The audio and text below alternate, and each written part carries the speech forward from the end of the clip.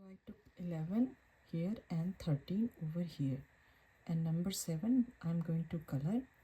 I'm just shading this one so we will know. So 1, 2, 3, 4, 5, 6, all the way to 7.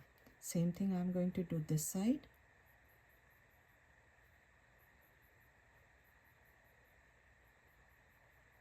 So 1, 2, 3, 4, 5, 6, and then this is 7. Now I'm going to color these two of them on the top of this one, and same thing here. This is number 8 and this is number 9. Now I'm going to color this one and this one here. So this one I'm coloring on the corner, this one on the number 11, 2 gap, and then I'm going to color this one, and this one, 3 of them. Same thing, I'm coloring this one, and then I'm going to color 1, 2, 3. Now I'm going to color this one, and this one. Now I'm going to erase all extra lines.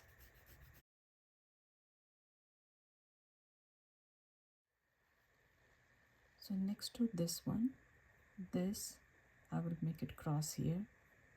Next to this one and this one, we are not going to color this whole thing, kind of like an alphabet V. Now I'm going to shade this area,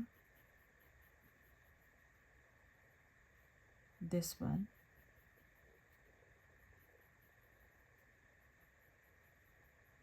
so wherever you see this gap, kind of like alphabet V, that area you have to shade. Same thing this side.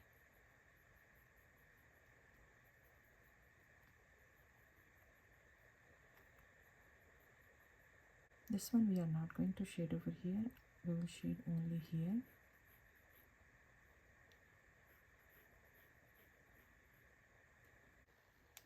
Now I'm going to use the marker and I will outline.